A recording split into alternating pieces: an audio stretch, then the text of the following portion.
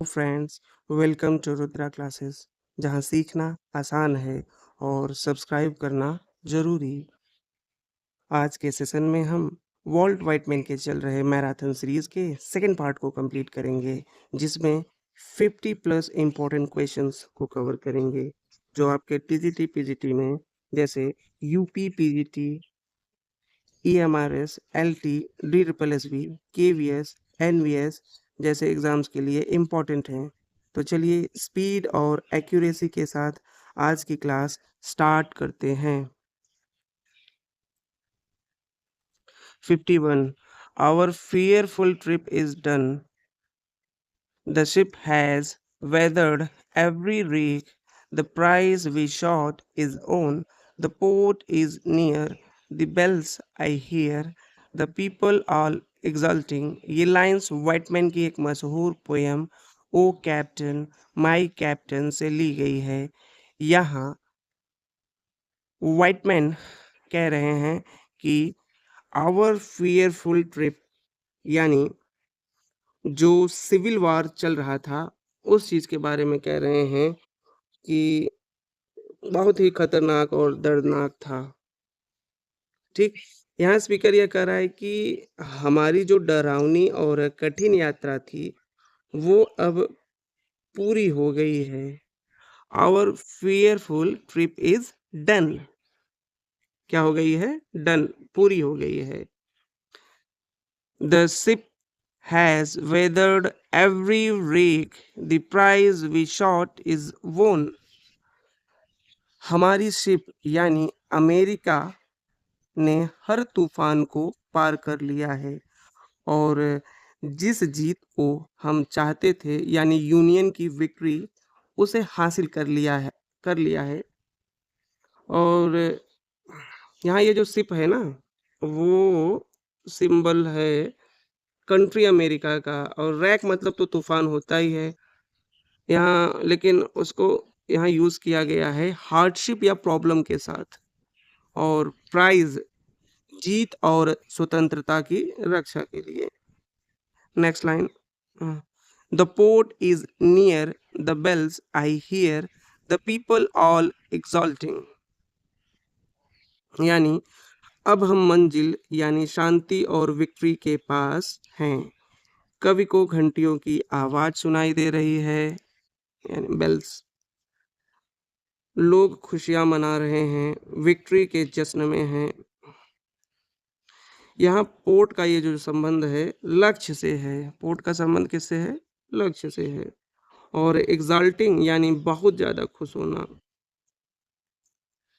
अगर समराइज करके देखा जाए तो यह स्टैंजा जो है विक्ट्री और खुशी को दिखाता है, लेकिन इसके पीछे एक इमोशनल पेन भी छिपा हुआ है, क्योंकि कैप्टन जो थे यानी अब्राहम लिंकन अब जिंदा नहीं है। और पोएट लोगों की खुशी तो देख रहा है, लेकिन उसको दिल में बहुत पेन है, बहुत दुख है कि अब्राहम लिंकन नहीं है। 52. Exalt, O sword, and ring, O bell. But I, with mournful tread, walk the deck. My captain lies fallen, cold and dead. इस कविता की जो लाइंस है, जो लॉस और ग्रीफ को बयां कर रही हैं, यहाँ वाइटमैन कहते हैं कि पूरा देश खुश है क्योंकि युद्ध जीत लिया गया है, लेकिन मेरा दिल दुखी है क्योंकि जिसने देश को इस मंजिल तक पहुंचाया वो कैप्टन यानी अब्राहम लिंकन जो है अब नहीं रहे। विक्ट्री के साथ साथ दुख भी है। यहाँ यह स्टेंजा ये दिखाता है कि कभी कभी जीत भी अधूरी लगती है जब हमारा नेता जो है हमारे पास ना हो। नेक्स्ट,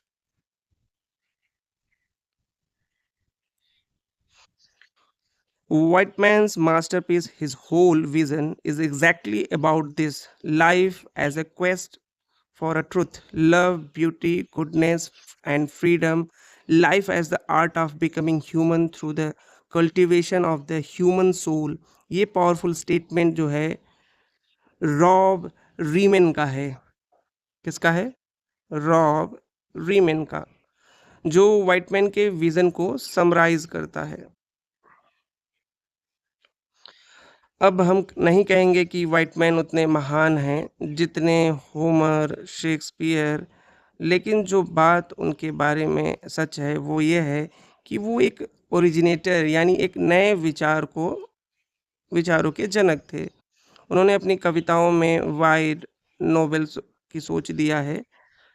उन उनका कविता संग्रह जो था लीव्स ऑफ अ ग्रास शायद हमारे समय का सबसे बड़ा पोइटिक वर्क है।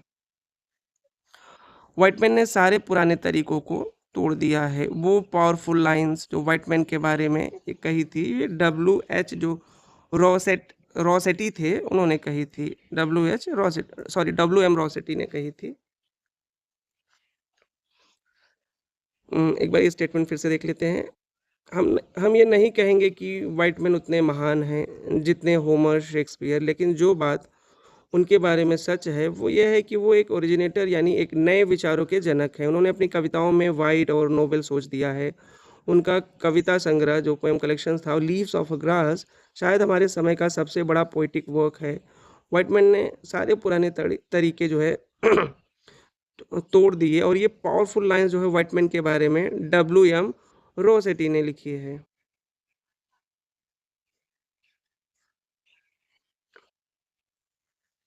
I am not blind to work of a wonderful gift of leaves of a grass। Emerson ने वॉल्ट व्हाइटमैन की पोइट्री को एक्स्ट्रा ऑर्डिनरी बताया है। उन्होंने कहा है कि लीव्स ऑफ अ ग्रास अब तक अमेरिका की सबसे अलग और इंसाइटफुल किताबों में से एक है, फुल ऑफ विट और विजडम।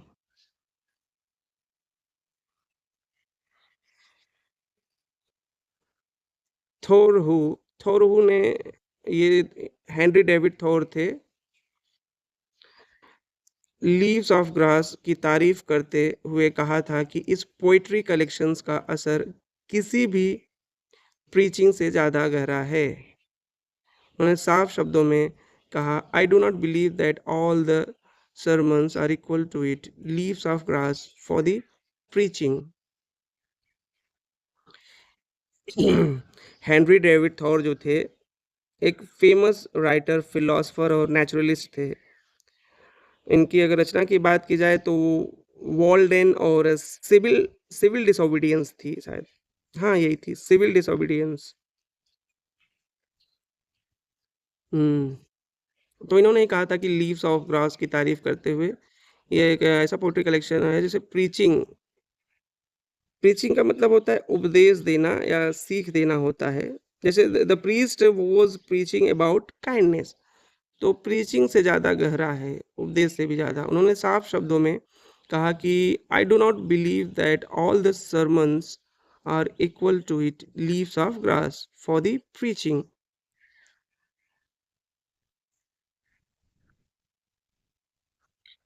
ये lines, the man's body is a sacred and the women's body is a sacred.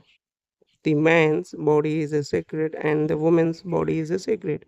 Volt Whitman की poem I sing the body electric से ली गई है।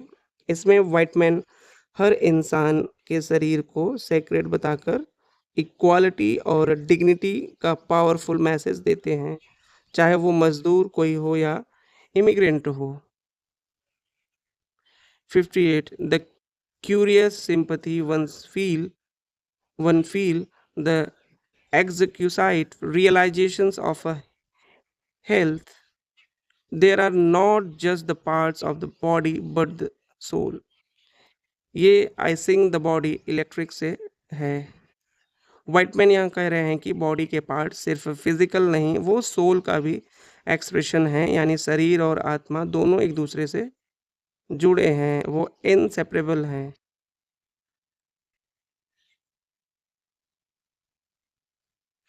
अमेरिका के सबसे आइकॉनिक और रिप्रेजेंटेटिव पोएट का क्या नाम था? बिना संदेह के वॉल्ट व्हाइटमैन।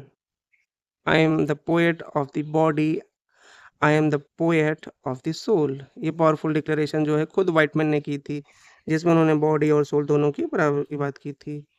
जब जब लीव्स ऑफ अ ग्रास पहली बार पब्लिश हुआ, तब वाइटमैन की एज जो थी वो सिर्फ 36 की थी। ड्रम टैप्स, ये पोएम्स का एक कलेक्शन है जो सिविल वॉर के दौरान वॉल्ट वाइटमैन ने लिखा था।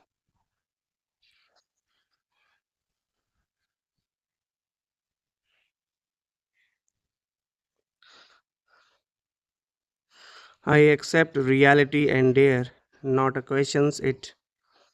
Materialism first and last imbuing। ये लाइंस भी वाइटमैन की है, जिसमें वो रियलिटी और मटेरियलिज्म को पूरी तरीके से एक्सेप्ट करने की बात करते हैं। लीव्स ऑफ अ ग्रास पहली बार 4 जुलाई 1855 को पब्लिश हुई थी, यानी अमेरिकाज इंडिपेंडेंस डे के दिन। I celebrate my self and Singh my self, ये लाइन्स वाइटमैन की most famous poem song of my self से है, जो इंडिविजुअलिटी और यूनिटी को की बात करती है। लीव्स ऑफ अ ग्रास की टोटल 9 एडिशंस पब्लिश हुए थे। हर बार कुछ नया वो जोड़ते थे। The female equally with the male I sing, ये line one self I sing नाम की एक पोएम से ली गई है, जो जेंडर इक्वालिटी का सेलिब्रेशन करती है। Adam and Eve appear then their married progeny, ये पोइटिक लाइंस वाइटमैन की पोएम पैसेज टू इंडिया से मिलती है। Exploring human journey through time. Nature and man shall be disjoint and diffused no more, ये भी passage passage to India से लिया गया है, जहां मैन और नेचर से मिलने की बात की जाती है। वॉल्ट वाइटमैन ने अपनी पोएम पैसेज टू इंडिया में सुएज कैनल और अटलांटिक केबल वायर का रेफरेंस देते हुए जो प्रोग्रेस और कनेक्टिविटी का सिंबॉलिक एक्सप्रेशन किया है दिया है। पैसेज टू इंडिया एक ऐसी पोएम है जो full spiritual vibes, transcendental thought और यानी बाहर से ज़्यादा भीतर की जर्नी पर बात करते हैं। ट्रांस ट्रांस इसको देखो स्प्लिट करके आप प्रोनाउंस करिए। ट्रांसडेंटल थॉट है, यानी इसका मतलब होता है बाहर से ज़्यादा भीतर की जर्नी को देखना।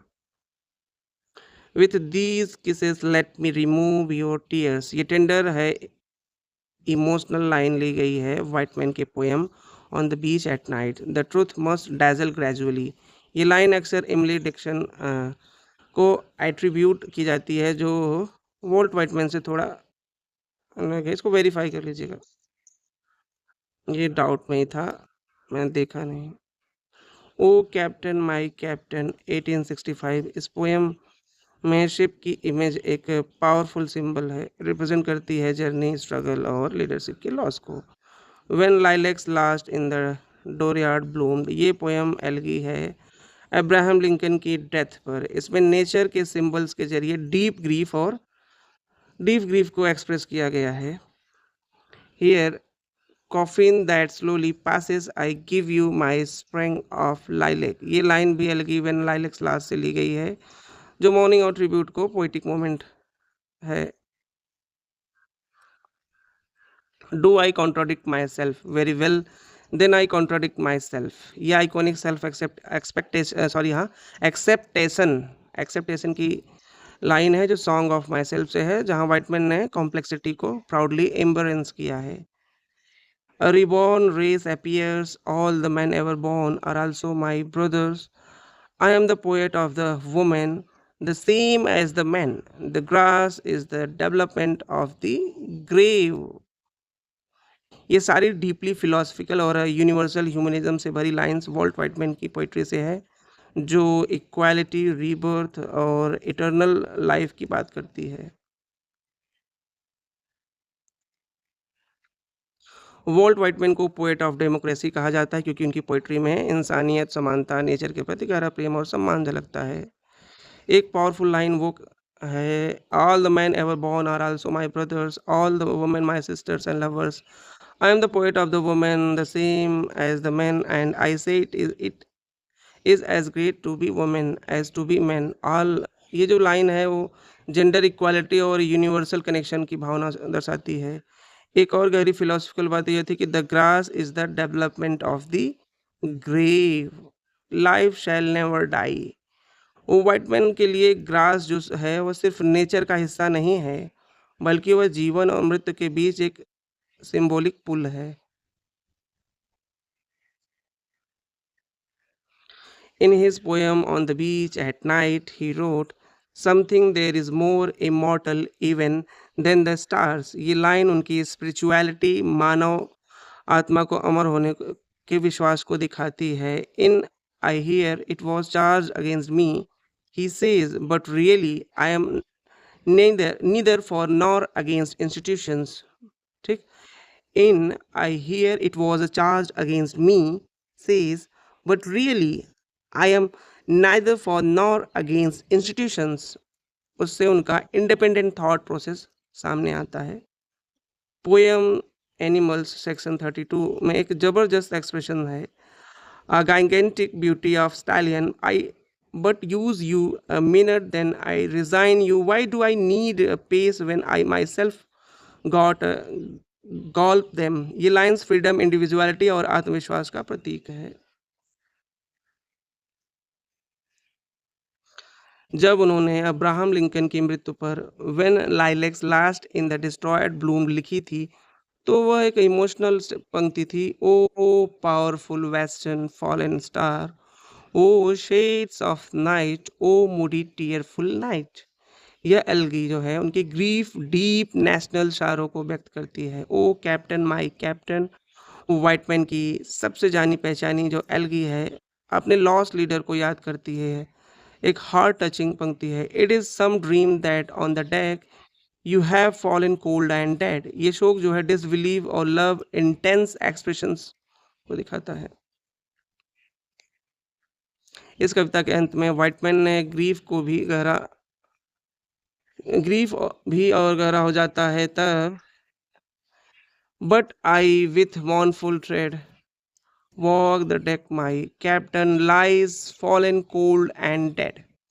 ये लाइंस एक राष्ट्र के लीडर के चले जाने के दुख बेहद पर्सनल बना देता है। ठीक।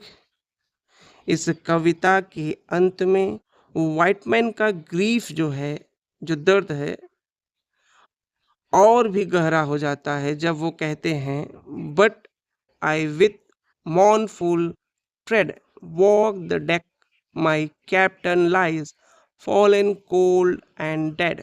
ये लाइंस एक राष्ट्र के लीडर के चले जाने के दुख को बेहतर और पर्सनल बनाती है।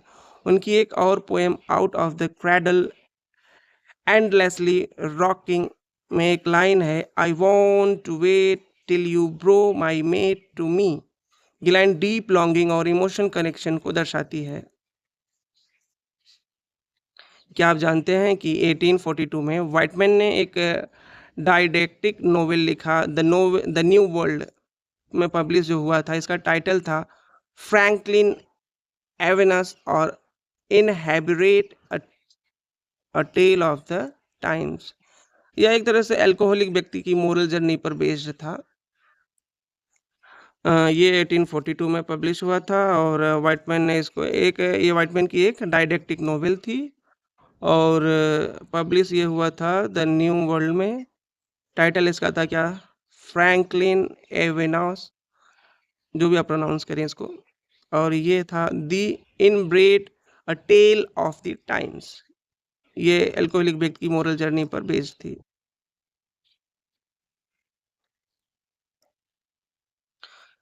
वॉल्ट व्हाइटमैन ने ब्रुकलिन ईगल न्यूज़पेपर के एडिटर के तौर पर काम किया था। जर्नलिज्म में भी वो इक्वली एक्टिव थे। साथ ही उन्होंने ब्रुकलिन में एक एंटी स्लेवरी न्यूज़पेपर भी एडिट किया जिसका नाम द फ्री मैन था। उन्होंने प्रोग्रेसिव विचारों को प्रूफ दिया अपने। जब लीव्स ऑफ अ ग्रास पहली बार पब्लिश हुआ 1855 में, तो सिर्फ 12 पोएम्स थी, लेकिन हर कविता में एक नई सोच, एक नया अंदाज था। सॉन्ग ऑफ माई सेल्फ जो उनके सबसे आइकॉनिक पोएम्स थी, उसमें 19th सेंचुरी की एक सिंबॉलिक अमेरिकन आदमी को पेश करती है, एक ऐसा व्यक्ति जो नेचर, सोसाइटी और सेल्फ से जुड़ा हुआ है। राल्फ वॉल्डो एमर्सन ने लीव्स ऑफ अ ग्रास को लेकर कहा था, I am not blind to the work of the wonderful gift of a leaves of a grass. I find it the most extraordinary piece of a wit and wisdom that America has yet contributed. ये comment Whiteman ने literary impact को clearly define करता है। और Henry David थोरियो ने कहा था, Whiteman is a wonderfully good. एक सिंपल शब्द था लेकिन बहुत भारी तारीफ थी। वाइटमैन की सबसे मशहूर और रेगुलरली रिवाइज किताबों में वाइटमैन की सबसे मशहूर और रेगुलरली रिवाइज जो थी की गई किताब थी वो लीव्स ऑफ ग्रास थी। उन्होंने अपनी पूरी लाइफ में इस बुक के मल्टीपल एडिशंस निकाले, हर बार कुछ नया जोड़ते थे। वाइटमैन पर पहली बायोग्राफी जो आई थी वो 1883 में पब्लिश हुई, जिसका टाइटल था वॉल्ट वाइटमैन, और इसे लिखा था रिचर्ड एम ब्यूक ने, जो उन्होंने एक क्लोज एडमायरर और डॉक्टर भी थे। साल 1889 में वाइटमैन ने अपनी जर्नी पर एक रिफ्लेक्शन लिखा, a backward glance over travelled roads, जो उन्होंने बाद में जोड़ दिया लीव्स ऑफ ग्रास में। उनकी एक introductory poem one self sing की ओपनिंग लाइन्स है, one self I sing a simple separate person yet utter the democratic the world immense. ये लाइन्स इंडिविजुअलिटी और कलेक्टिव डेमोक्रेसी दोनों की एक पावरफुल झलक दिखाती है।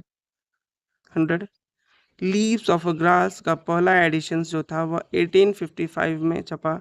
सिर्फ 12 पोएम्स थीं, लेकिन एक नई वॉइस के साथ अमेरिकन पोइट्री का एक नया युग शुरू हुआ।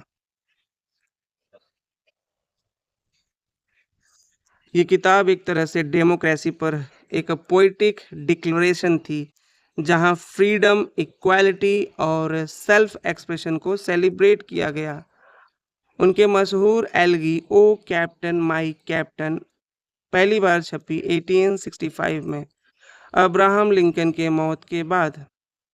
एक और महत्वपूर्ण poem I hear it was charge against me publish हुई थी 1867 में, जिसमें अपने क्रिटिक्स को पोइटिक जवाब देते हैं। ठीक है दोस्तों, तो आज आपका पार्ट 2 भी कंप्लीट हो गया वॉल्ट वाइटमैन का। अगर आपको ये सेशन हेल्पफुल लगा हो तो लाइक ज़रूर करें और चैनल को सब्सक्राइब करना ना भूलें, क्योंकि जहाँ सीखना आसान है तो वहाँ सब्सक्राइब करना भी ज़रूरी ही है। तो चलिए दोस्तों, अगले सेशन में मिलते हैं, तब तक keep practising and keep rising. Thank you.